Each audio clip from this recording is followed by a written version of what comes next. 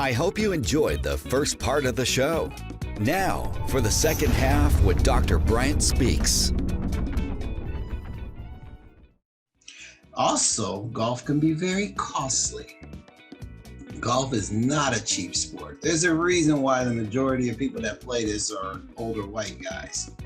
There's a reason, because everything from the shoes to the glove to their clubs costs money.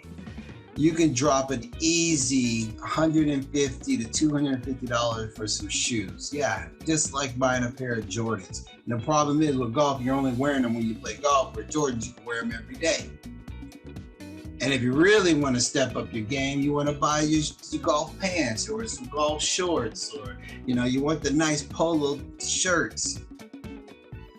Golf gloves, somewhere between $10 to $30, sometimes $40, even $50. Yeah, I've seen some $50 golf glove. One glove on one hand.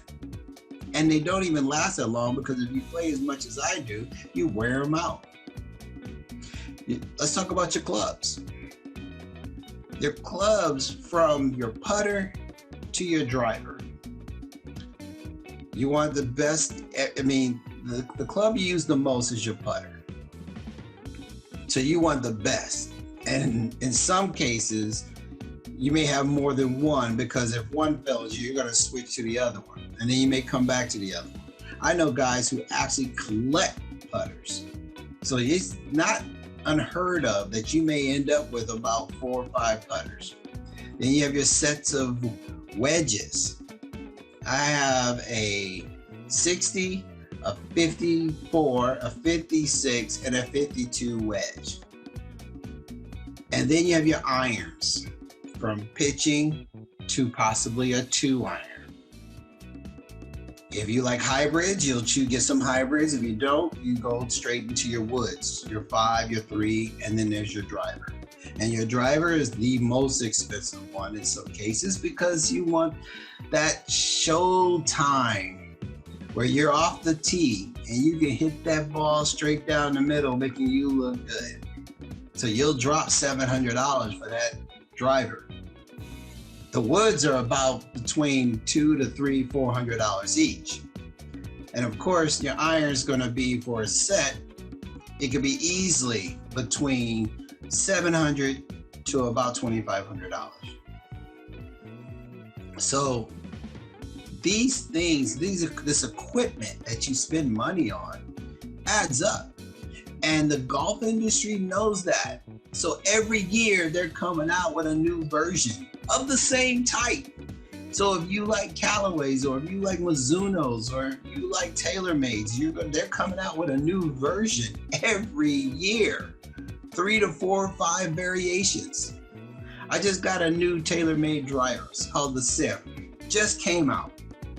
Just coincidence that I'm actually getting a driver, not an addiction or anything. But my friend of mine got also the same driver, but he got the Sim Max. So I was like, what's the difference? So having conversations like that to understand what the purpose behind what it is you're trying to achieve becomes very interesting. Like I said, I'm not addicted or anything, but when you have multiple sets of clubs and you got multiple sets, you know what? I didn't even talk about shafts. I didn't even talk about club heads. We can really get into golf, because depending on your swing speed and everything, it's just the dynamics are 100-fold. Then you talk about your ability to play the game mentally. Now, as a veteran, you have a lot of stuff going on in your head. I know I got things all the time. It's just noise. And the golf is there to be able to, you have to focus when you're playing this game. You have to focus. You can't have distractions. So for me, I try to use that time to eliminate those things. Unfortunately, because my variations of elements on my body, back, knees, this or that, it makes it tough. But I push through. I had to leave golf for about 4 to 5 years because my body just couldn't do it anymore. But with VA's help, I've been able to get some meds. I've used it. I also have this like some sort of body bone type pills and juice that helps. And all of that actually allows me to get back into the game. And I'm so happy because while I was away from golf, I had a hard time. And I didn't understand why.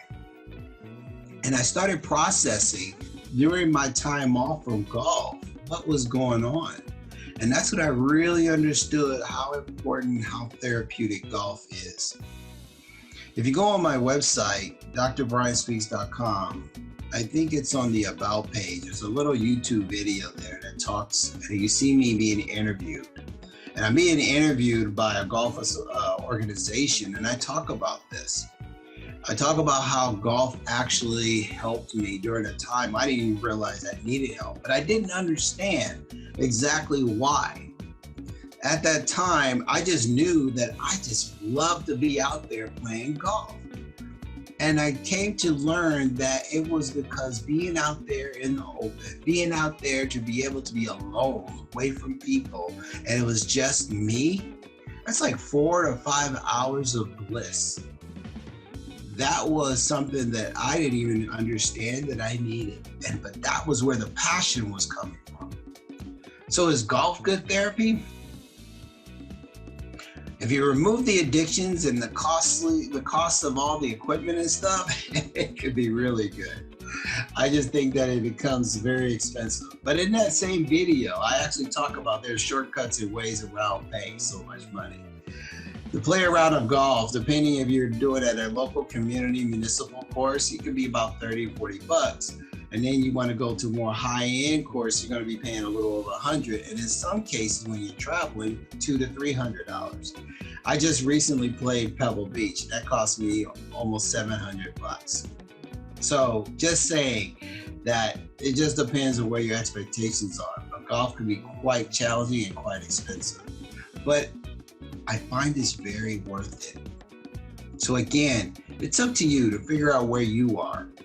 And I use this time to talk about golf because I find it to be something that I can leverage that truly helps me. It gives me that time to be alone. It gives me that time to actually be away from things.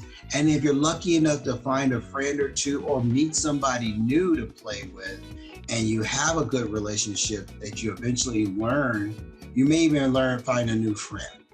There's a lot of organizations out there that actually supports golf. And the best thing about it is that people are starting to figure out what I didn't realize, but it actually was experiencing years ago, is how golf can actually be of great assistance to veterans. Now that I'm back into golf and through medical assistance, I'm able to play again. I'm now taking this time to travel around the world and play at as many places as I can to check off bucket lists. Like I just said, I just played Pebble. I was so excited. I killed it. I'm looking forward to getting my game better, playing more. There's a lot of great organizations out there. You have the VGA, Victor Golf Alpha, the Veterans Golf Association. Wasn't around in the past, so at least I didn't know about it, but they're there now. That gives all veterans, and I think veteran families play, and they have competitions and tournaments. I just learned about the Northern California PGA has an organization called PGA Hope. This is an amazing thing. It's called Patriots Hope. They help patriots, helping our patriots everywhere. HOPE. So these are things that you can look into, and they obviously understand the importance of golf. It's not about money, because PGA Hope is actually providing free lessons from a PGA pro who volunteers their time to actually coach golfers, veteran golfers. So this is a pretty impressive thing because they've been around since 2015. And they already have more than 1,000 veterans that they've helped. And actually, I'm one of them. So keep this in mind and think about if golf is something for you. I told you my job here is to provide you with different information, to help collaborate, provide guidance, and help you understand what's out there. Because I don't want any of you to feel like you're alone. I don't want you to feel you have to give up. Thank you for listening to DrBryantSpeaks.com. I am your host. I am your host here to provide you the things and the resources and the information that you may find helpful. Be blessed and know that I am speaking to you. But more importantly, someone is always listening. And that someone is not just me.